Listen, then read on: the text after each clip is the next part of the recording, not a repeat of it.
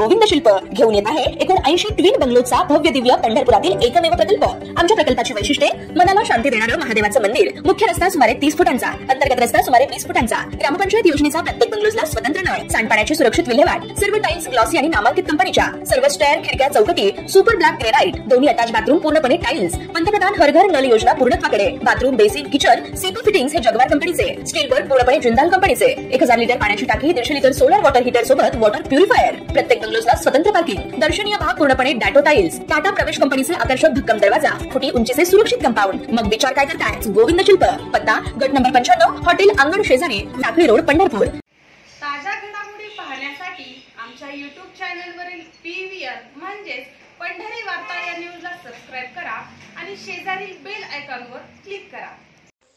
ग्रामीण अर्थव्यवस्थेला चालना देण्यासाठी रिझर्व्ह बँक ऑफ इंडियाने एक मोठं पाऊल उचलले।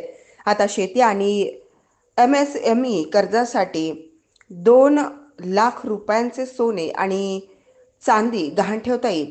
होय, शेतकरी आणि लघु उद्योजकांना आता सहज कर्ज मिळण्याचा मार्ग मोकळा झालाय।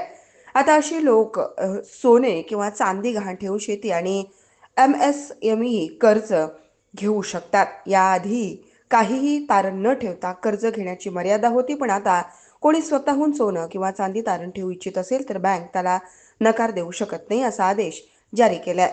रिझर्व्ह बँकेच्या या निर्णयाचा सर्वाधिक फायदा ग्रामीण भागातील शेतकरी आणि लहान व्यावसायिकांना होईल।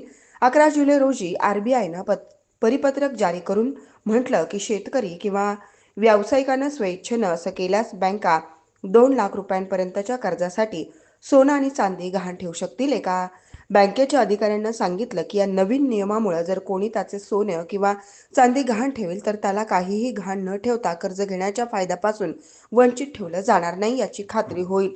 म्हणजे आता लोकांना छोटे उद्योग किंवा शेतीसाठी सहज कर्ज मिळू शकेल। या बदलामुळे गावखेड्यांमध्ये राहणाऱ्या लोकांना खूप फायदा होईल। सोनं ही खेड्यांमध्ये सर्वात सहज उपलब्ध होणारी संपत्ती आहे। दरम्यान या नव्या नियमांचा बँकांनाही फायदा होईल। गोल्ड लोन दिल्यानं बँकांना कमी जोखीम सहन करावी लागेल, त्यामुळे त्यांना गावातील अधिक लोकांना कर्ज देणं शक्य होईल। यामुळे सरकारनं ठरवलेले लक्ष्य पूर्ण करण्यास बँकांना देखील मदत होईल।